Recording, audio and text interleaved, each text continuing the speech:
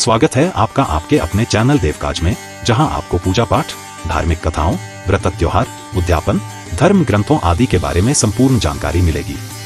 तो आइए वीडियो की शुरुआत करते हैं और आज हम बताएंगे वैशाख मास के पूर्णिमा व्रत के बारे में, जिसको संतान, धन, मोक्षदायिनी व्रत माना जाता है। वैशाख पूर्णिमा व्रत कथा जो कि पड़ रही है 23 मई 2024 को। पूर्णिमा तिथि प्रारंभ होगी 22 मई को शाम 6:47 से और पूर्णिमा तिथि समाप्त होगी 23 मई को शाम 7:22 पर। राहु काल समय 23 मई 2024 को दोपहर 2:01 से लेकर 3:44 तक।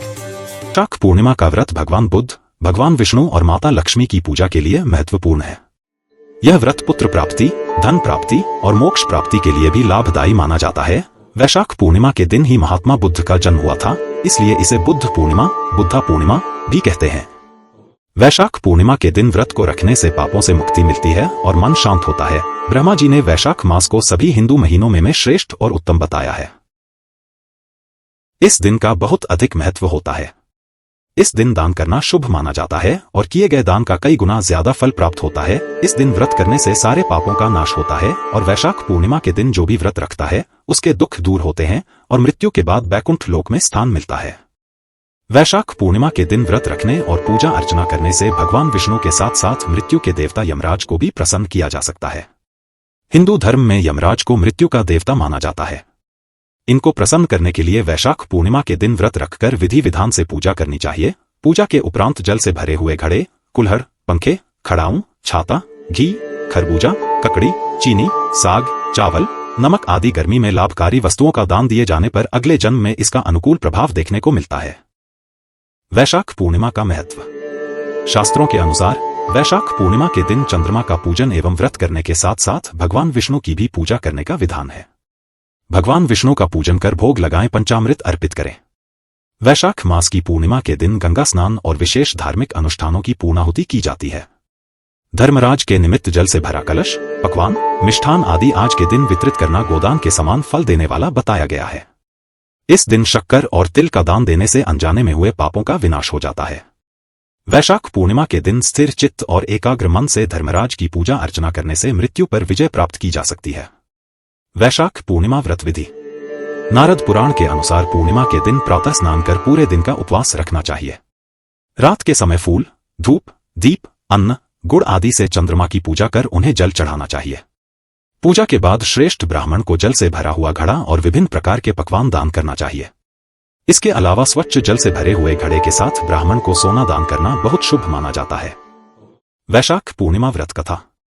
द्वापर युग में एक समय की बात है कि यशोदा जी ने कृष्ण से कहा, हे कृष्ण, तुम सारे संसार के उत्पन्नकर्ता, पोषण तथा उसके संहार करता हो। आज कोई ऐसा व्रत मुझसे कहो जिसके करने से मृत्युलोक में स्त्रियां को विधवा होने का भय न रहे तथा यह व्रत सभी मनुष्यों की मनोकामना पूर्ण करने वाला हो। श्री कृष्ण कहने लगे, हे माता, तुमने अति सुंदर प्रश्न किया है। मैं तुमसे ऐसे ही व्रत को सविस्तार कहता हूं। सौभाग्य की प्राप्ति के लिए स्त्रियों को 32 अर्थात 32 पूर्णिमाओं का व्रत करना चाहिए। इस व्रत को करने से स्त्रियों को सौभाग्य संपत्ति मिलती है। यह व्रत अचल सौभाग्य को देने वाला और भगवान शंकर के प्रति मनुष्य मात्र की भक्ति को बढ़ाने वाला है। यशोदा जी कहने लगी हैं, कृष्ण, सर्वप्रथम इस व्रत को मृत्युलोक में किसने किया था? इसके विषय विस्तार पूर्वक मुझसे कहो। श्री कृष्ण जी कहने लगे कि इस भूमंडल पर एक अत्यंत प्रसिद्ध राजा चंद्रहास से पालित अनेक प्रकार के रत्नों से परिपूर्ण कातिका नाम की एक नगरी थी। वहां धनेश्वर नाम का एक ब्राह्मण था और इसकी स्त्री अति सुशील रूपवती थी। दोनों ही उस नगरी में बड़े प्रेम से साथ रहते थे। घर में धन धान्य आदि की कोई कमी नहीं थी। उनको एक बड़ा दुख था, उनके कोई संतान नहीं थी, जिस वजह से वह बहुत दुखी रहते थे। एक दिन एक बड़ा तपस्वी योगी उस नगरी में आया। वह योगी बाकी सभी घरों से भिक्षा मांगकर भोजन किया करता था, लेकिन उस ब्राह्मण के घर से भिक्षा नहीं मांगा करता था। एक दिन योगी गंगा किनारे भिक्षा मांगकर प्रेमपूर्वक खा रहा था कि धनेश्वर ने योगी को यह सब करते देख लिया। सब कार्य किसी प्रकार से देख लिया। अपनी भिक्षा अनादर से दुखी होकर धनेश्वर योगी से बोले, और सभी घरों से भिक्षा लेते हैं परंतु मेरे घर की भिक्षा कभी भी नहीं लेते, इसका कारण क्या है? योगी कहने लगा कि आपके धर्म हमें इस बात की आज्ञा नहीं देता है, क्योंकि अभी आप गृहस्थ जीवन में एक सुख से वंचित हैं। आपके घर संतान होने पर मैं आपके घर से भी भिक्षा स्वीकार कर लूंगा। उन्होंने कहा कि जिसे संतान नहीं है उसके घर से भिक्षा लेने से मेरे भी पतित हो जाने का भय है। धनेश्वर यह सब बात सुनकर बहुत दुखी हुआ और हाथ जोड़कर योगी के पैरों पर गिर पड़ा तथा दुखी मन से कहने लगा कि आप मुझे संतान प्राप्ति के उपाय बताएं। आप सर्वज्ञ हैं, मुझ पर अवश्य ही यह कृपा कीजिए। धन की मेरे घर में कोई कमी नहीं है, लेकिन मैं संतान न होने के कारण अत्यंत दुखी हूं। आप मेरे इस दुख का हरण कीजिए। यह सुनकर योगी कहने लगे, तुम चंडी की आराधना करो। घर पहुंचकर उन्होंने यह सारी बात अपनी पत्नी को बताई और खुद वन में चला गया। वन में पहुंचकर उसने चंडी की आराधना की और उपवास किया। चंडी ने 16वें दिन उसको सपने में दर्शन दिए और कहा कि हे धनेश्वर, जा तेरे पुत्र होगा, लेकिन उसकी आयु सिर्फ 16 वर्ष होगी। 16 वर्ष की आयु में ही उसकी मृत्यु हो जाएगी। अगर तुम दोनों स्त्री और पुरुष 32 पूर्णिमाओं को व्रत करोगे तो यह दीर्घायु हो जाएगा।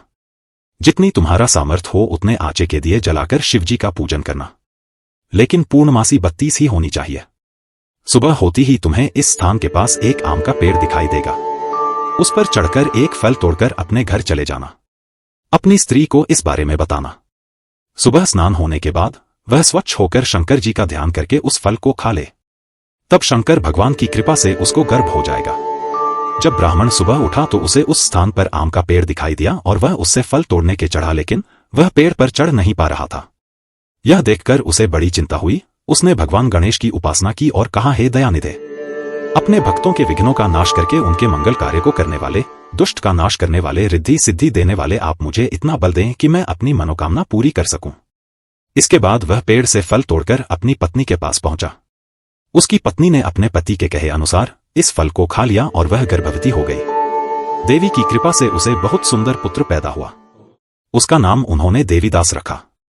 माता पिता के हर्ष और शोक के साथ वह बालक बढ़ने लगा। भगवान की कृपा से बालक बहुत ही सुंदर था, सुशील और पढ़ाई लिखाई में भी बहुत ही निपुण था।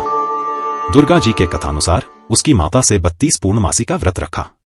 जैसे ही 16वां वर्ष लगा, दोनों पति पत्नी बहुत दुखी हुए, कहीं उनके पुत्र की मृत्यु न हो जाए। उन्होंने सोचा कि अगर उनके सामने यह सब हुआ तो वह कैसे देख पाएंगे। तभी उन्होंने देवीदास के मामा को बुलाया और 1 वर्ष के लिए देवीदास को काशी में पढ़ने के लिए भेज दिया। 1 वर्ष के बाद उसे वापस लेकर आ जाना। देवीदास अपने मामा के साथ एक घोड़े पर सवार होकर चल दिया। उसके मामा को भी यह बात पता नहीं था। दोनों पति पत्नी से 32 पूर्णमासी का व्रत पूरा किया। दूसरी तरफ मामा और भांजा दोनों रात गुजारने के लिए रास्ते में एक गांव में रुके। उस दिन उस गांव में ब्राह्मण की कन्या का विवाह होने वाला था। जिस धर्मशाला में वर और बारात के बाकी लोग रुके हुए थे, उसी धर्मशाला में देवीदास और उसका मामा ठहर गए। उधर कन्या को तेल आदि चढ़ने के बाद जब लगन का समय आया तो वर की तबीयत खराब हो गई। वर के पिता ने अपने परिवार वालों से विचार विमर्श करके कहा कि यह देवीदास मेरे पुत्र जैसा ही है, मैं इसके साथ लगन करा दूं और बाद में बाकी सारे काम मेरे बेटे के साथ पूरे हो जाएंगे। ऐसे कहने के बाद वर के पिता देवीदास को मांगने के लिए उसके मामा के पास गए और उन्हें सारी बात बताई। मामा ने कहा कि कन्यादान में जो कुछ भी मिलेगा वो हमें दे दिया जाए। वर के पिता ने बात स्वीकार कर ली। इसके बाद देवीदास का विवाह कन्या के साथ संपन्न हो गया। इसके बाद वह अपनी पत्नी के साथ भोजन न कर सका और मन में विचार करने लगा कि न जाने यह किसकी पत्नी होगी। यह सोचकर उसकी आंखों में आंसू आ गए। तब वधू ने पूछा कि क्या बात है, आप उदास क्यों हैं? तब उसने सारी बातें पत्नी को बता दी। तब कन्या कहने लगी, यह ब्रह्मा विवाह के विपरीत है। आप ही मेरे पति हैं, मैं आपकी की पत्नी रहूंगी, किसी अन्य की कभी नहीं। तब देवीदास ने कहा, ऐसा मत करिए क्योंकि मेरी आयु बहुत कम है, मेरे बाद आपका क्या होगा। लेकिन उसकी पत्नी नहीं मानी और बोली, स्वामी आप भोजन कीजिए। दोनों रात में सोने के लिए चले गए। सुबह देवीदास ने पत्नी को 4 नगों से जड़ी एक अंगूठी दी और एक रुमाल दिया और बोला कि हे प्रिय, इसे लो और संकेत समझकर स्थिर चित हो जाओ। मेरे मरण और जीवन जानने के लिए एक पुष्प वाटिका बना लो, उसमें सुगंधी वाली एक नव मल्लिका लगा लो, उसको प्रतिदिन जल से सींचा करें और आनंद के साथ खेलो कूदो।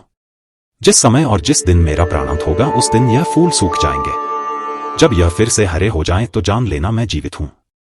यह समझाकर वह वहां से चला गया। इसके बाद जब वर और बाकी बाराती मंडप में आए तो कन्या ने उसे देखकर कहा कि ये मेरा पति नहीं है, मेरे पति वह है जिनके साथ रात में विवाह हुआ है, इसके साथ मेरा विवाह नहीं हुआ है।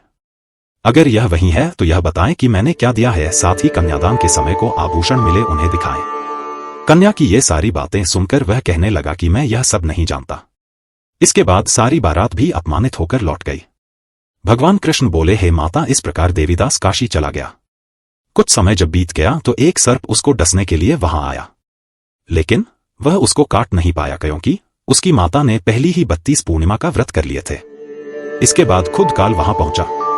भगवान की कृपा से तभी वहां माता पार्वती और भगवान गणेश आ गए।